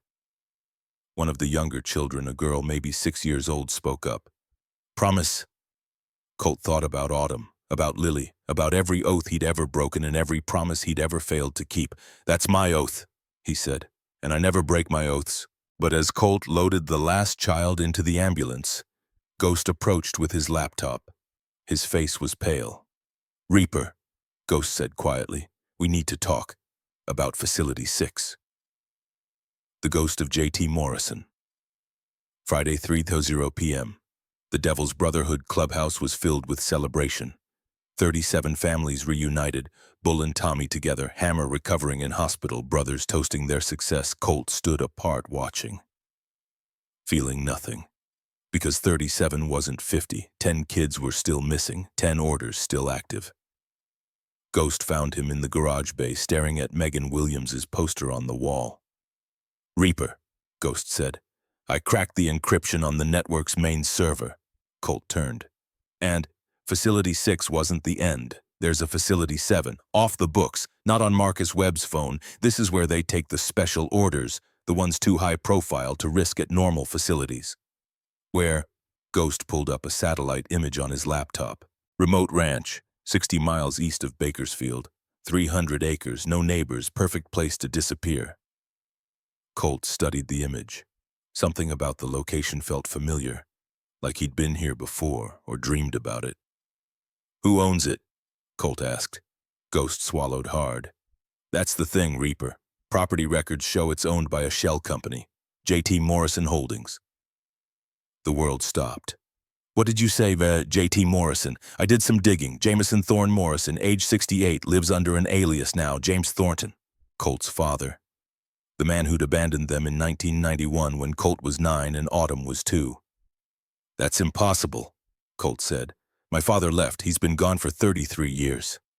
"He didn't leave," Ghost said quietly. "He went underground to build this." Ghost pulled up more files. Financial records, real estate transactions, a paper trail spanning 3 decades. "Reaper, your father isn't just part of this network. He founded it. In 1994. He's been running it for 30 years. Colt's legs went weak. He sat down on a workbench before he fell down. "No," he said. "That's not possible."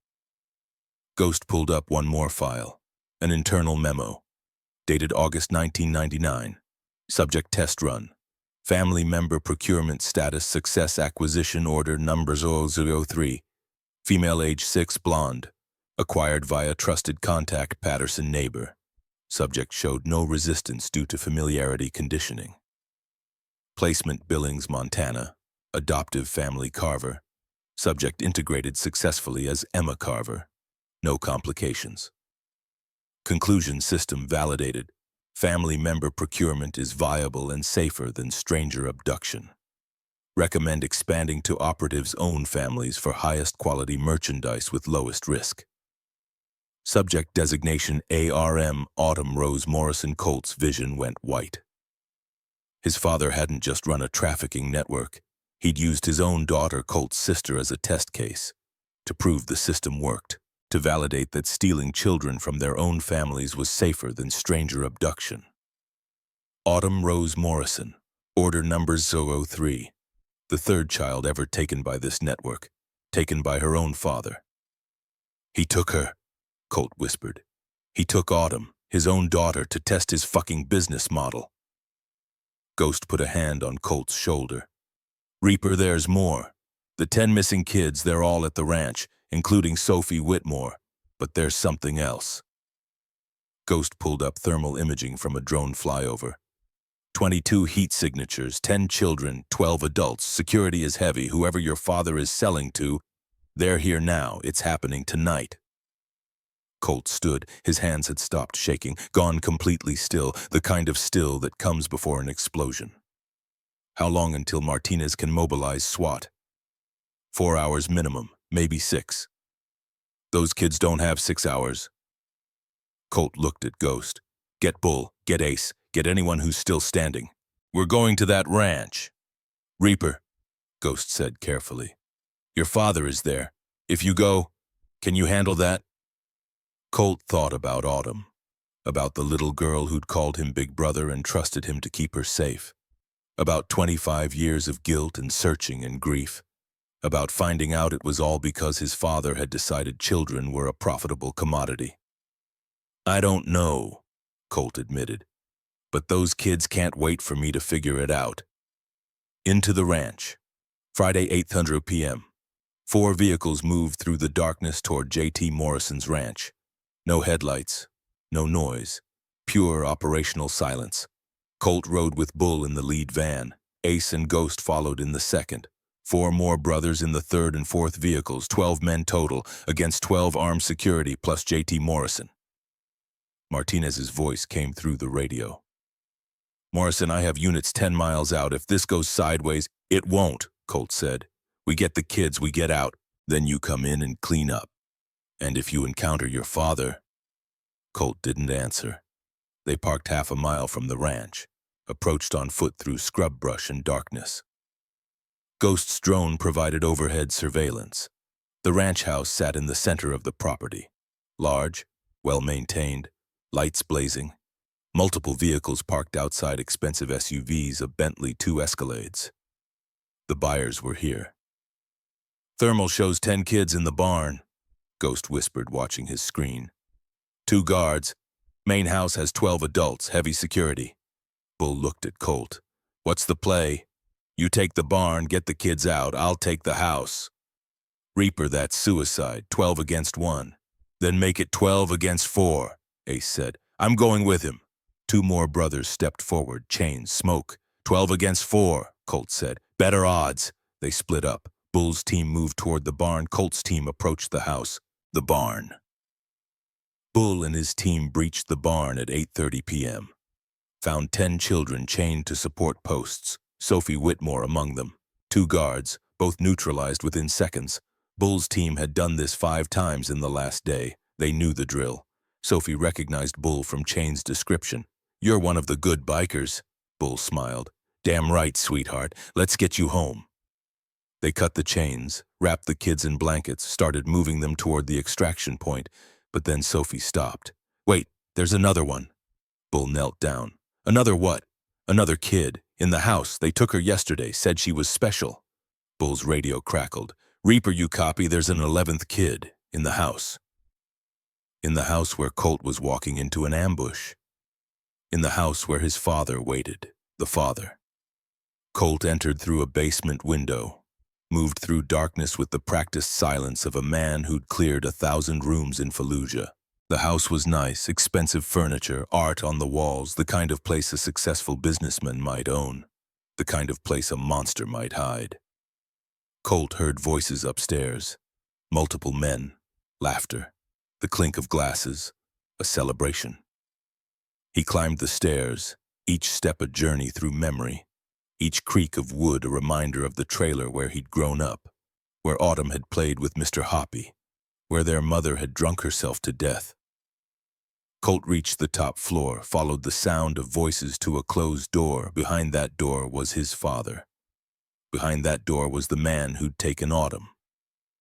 Colt's hand found the doorknob, turned it slowly. The door opened, 10 men in expensive suits, drinks in hand, laughing. In the center of the room, a man with gray hair and eyes the color of storm clouds, eyes exactly like Colt's. Jameson Thorne Morrison, age 68, looking exactly like an older version of his son. The room fell silent. JT turned, saw Colt. His face cycled through surprise to recognition to something that might have been pride if it wasn't so twisted. "Jacob," JT said. His voice was smooth, educated, the voice of a man who'd spent 30 years convincing people to buy children. "My God, look at you, all grown up." Colt's gun came up, aimed at his father's chest. "Don't," Colt said. His voice was ice. "Don't act like you're my father." "But I am your father. I made you. Without me, you wouldn't exist. Without you, Autumn would still be alive." JT's smile never wavered.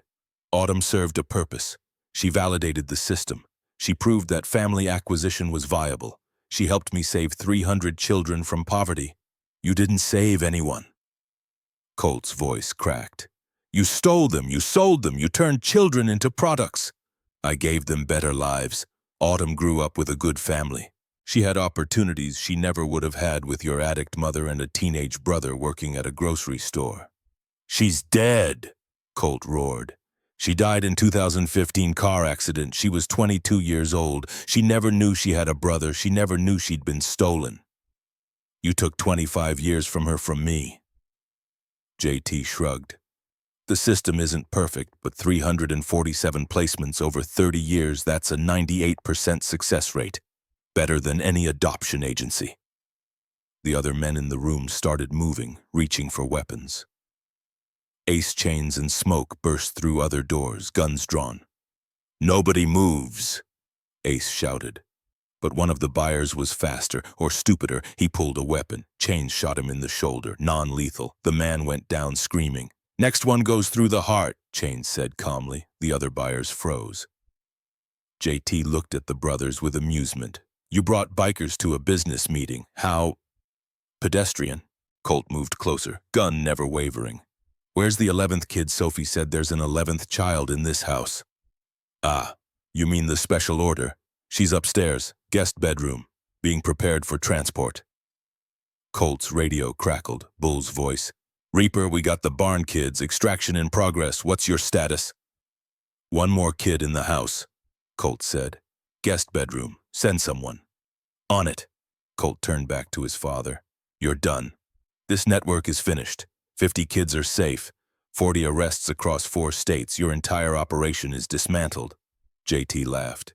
"You think this is the whole operation? You think I put 30 years of work in 6 facilities? There are 12 more locations you haven't found. Franchises in Mexico, Canada, Eastern Europe. You've barely scratched the surface, Jacob." The words hit like body blows. 12 more locations, hundreds more children. "Then I'll find them," Colt said. "Every single one. And I'll burn them all to the ground." "You'll try," JT said. "But you're just one man, one broken Marine with PTSD and a death wish. You think you're a hero, you're a weapon that misfired. You got your squad mates killed in Iraq. You failed to save your sister. You're a joke." Colt's finger tightened on the trigger. This was it. The moment. 25 years of grief and rage and guilt focused on the man who'd caused it all. One squeeze, one bullet, justice. But then he heard it. A little girl's voice from upstairs crying, "Please don't hurt me. I want to go home. I want my mommy." And Colt realized something. Killing JT Morrison wouldn't save that little girl. Killing JT Morrison wouldn't find the 12 other locations. Killing JT Morrison would feel good for about 3 seconds. Then Colt would be a murderer, and Martinez would have to arrest him, and the work would stop. The mission would fail. Colt lowered his gun. "You're not worth it," he said to his father. "You're not worth becoming what you are." He pulled zip ties from his belt. moved toward JT. That's when JT's hand moved, lightning fast, pulled a compact 9mm from his jacket, aimed at Colt's chest. "I'm sorry, Jacob," JT said, "but you're a loose end." Time slowed. Colt saw the gun, saw his father's finger on the trigger, saw his own death. But he also saw movement behind JT Ghost, in the doorway, his own weapon raised. 2 shots rang out, not from Ghost, from Ace. JT Morrison's body jerked, once, twice, his gun clattered to the floor. He looked down at the 2 holes in his chest with something like surprise. Then he looked at Colt. "You're just like me." JT gasped. "Same eyes, same anger. You'll become—" "No," Colt said. His voice was firm, certain. "I'm nothing like you. You destroyed families. I saved them." JT collapsed. Ace kicked the gun away, knelt down, checked for a pulse. "He's gone," Ace said quietly. Colt felt nothing. No satisfaction, no relief, no grief, just emptiness. Upstairs, footsteps. Smoke appeared with an 11-year-old girl, blonde, terrified, but alive. "Got her," Smoke said. "She's okay." Colt nodded, looked at his father's body one last time. "Let's get the kids out," he said. "Martinez can handle the rest." 3 weeks later, Colt stood in Detective Sarah Martinez's office. Ace stood beside him. "The shooting was clean," Martinez said, reading from a report. JT Morrison aimed a weapon at Colt Morrison. Ace fired in defense of another, justified use of force, no charges. Ace exhaled. "Thank you, Detective." "Don't thank me," Martinez said. "Thank the security camera footage. Thank the 12 witnesses. Thank the physical evidence." She closed the folder, looked at Colt. "I'm sorry," she said quietly. "I know he was your father." "He stopped being my father when he took Autumn," Colt replied. "He was just a monster wearing my father's face." Martinez nodded, pulled out another folder, this one much thicker. "FBI finished analyzing the network data. You were right. 12 more facilities, 6 in the U.S., 6 international. They've launched coordinated raids. Estimate another 100 children will be recovered." "Only 100?" Colt asked.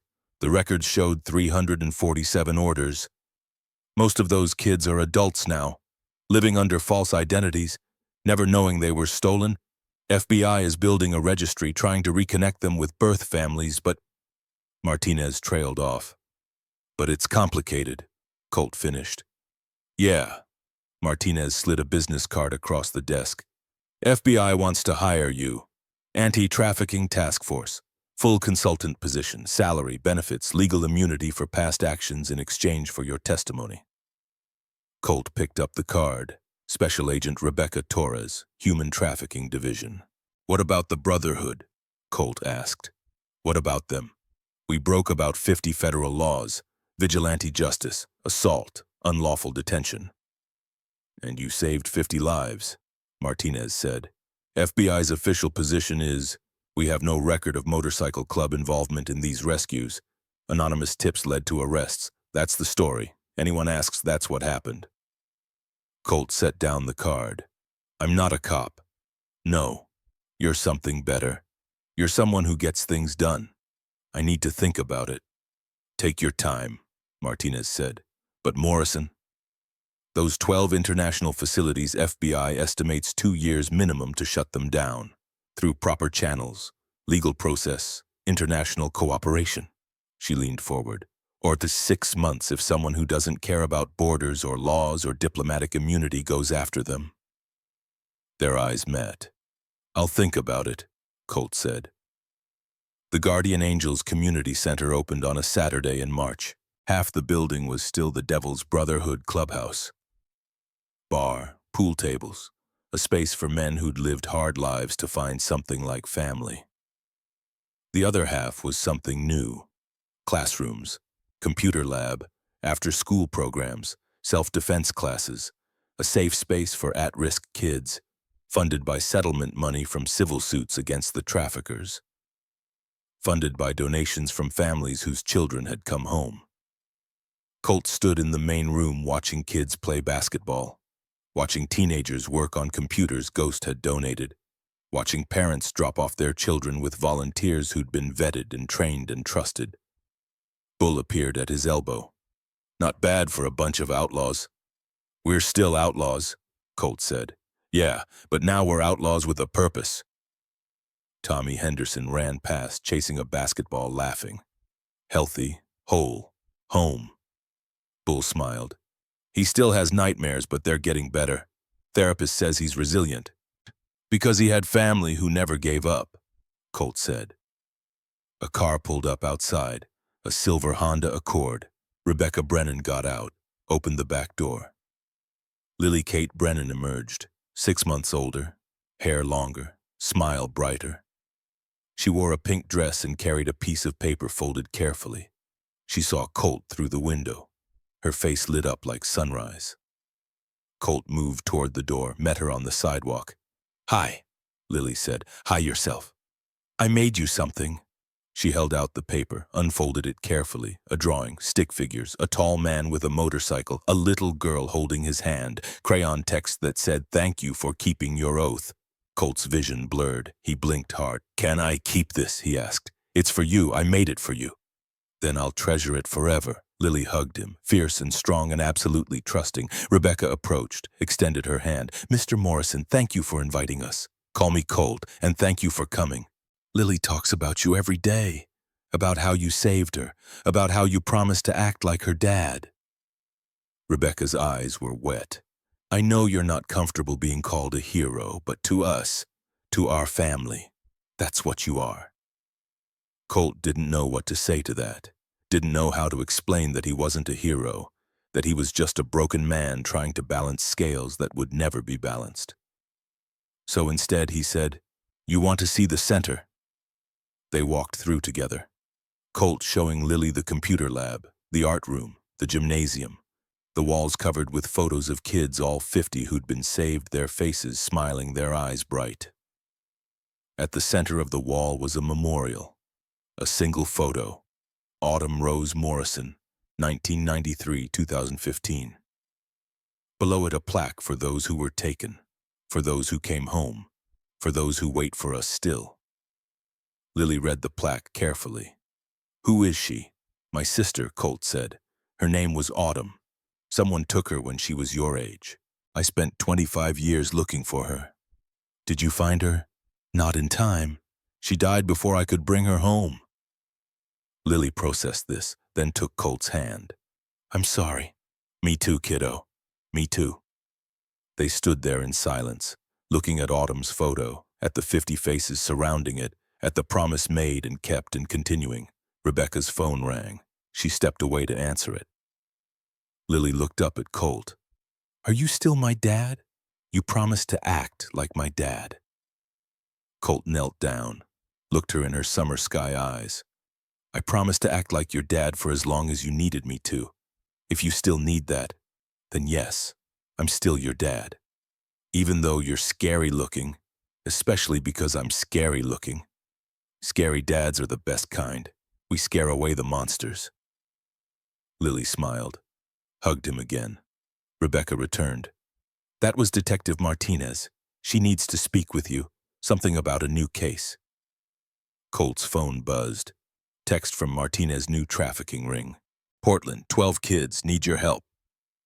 He looked at Lily, at Rebecca, at the center filled with kids who'd been given second chances. I have to go, he said. To save more kids, Lily asked. Yeah, to save more kids. Will you come back? Colt thought about oaths, about promises, about the difference between the man he'd been and the man he was becoming. That's my oath, he said, and I never break my oaths. Epilogue, 5 years later. The cemetery was quiet at dawn. Bakersfield Memorial Park, Section C, Row 14, Plot 47. Colt Reeves Morrison, 47 years old, knelt at his sister's grave, placed 47 white roses at the headstone, one for each child saved in that first operation 5 years ago. Since then, the Guardian Angels Task Force, a joint operation between the FBI and the Devil's Brotherhood, had rescued 214 more children, dismantled 12 trafficking networks, put 147 people in prison for the rest of their lives. The work never ended. Every case closed meant 3 more opened. Every child saved meant 10 more still missing. But the work mattered. That was the difference. Colt heard footsteps behind him, turned. Lily Kate Brennan, now 11 years old, walked through the cemetery with the confidence of someone who'd faced darkness and survived. She carried her own flowers. "Hi, Dad," she said. The words still hit like a punch every time. 3 years ago, Rebecca Brennan had asked Colt if he wanted to make it official. Adoption, legal guardianship, actually becoming Lily's father instead of just acting like one. Colt had said yes, because some oaths transcend blood, some family is chosen, and some broken men get second chances they don't deserve but accept anyway. "Hi, sweetheart," Colt said. "You're up early. Wanted to come with you. Wanted to meet Aunt Autumn." They placed flowers together, stood in silence. Finally, Lily spoke. "Do you think she'd be proud of you?" Colt considered the question. 5 years ago, he would have said no. Would have said he'd failed her. Would have said nothing he did could ever make up for not saving her, but now... "Yeah," Colt said. "I think maybe she would be." His phone buzzed. "Martinez, new case. Atlanta. You available?" Colt looked at Autumn's grave, at Lily standing beside him, at the sunrise painting the sky gold. He'd spent 25 years running from his past, spent 5 years running toward it. And somewhere in that journey he'd found something he'd thought was lost forever: purpose. Not redemption. You don't redeem the past. You just try to do better in the present, not salvation. Broken things don't get unbroken, they just learn to function despite the cracks. But purpose, mission, a reason to wake up every morning and keep fighting. That he'd found. Colt typed back, "On my way. Give me 24 hours. He looked at Lily. "I have to go to Atlanta. There are kids who need help."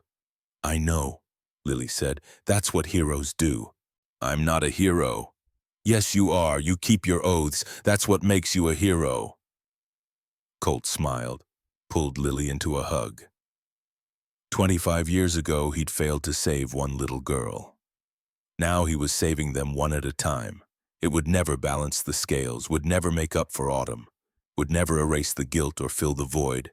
But it was something, and sometimes something was enough. Colt and Lily walked back through the cemetery, toward the parking lot where Bull waited with the bikes. Behind them, the sun rose higher, light washing away shadows, 47 white roses bright against gray stone. And on Autumn Rose Morrison's headstone, a new inscription had been added. "Your brother kept his oath. 264 saved and counting." The engines roared to life. The Devil's Brotherhood rode into the dawn, and somewhere a little girl waited for someone to keep their oath. Someone who looked scary but was the good guy, someone called the Reaper.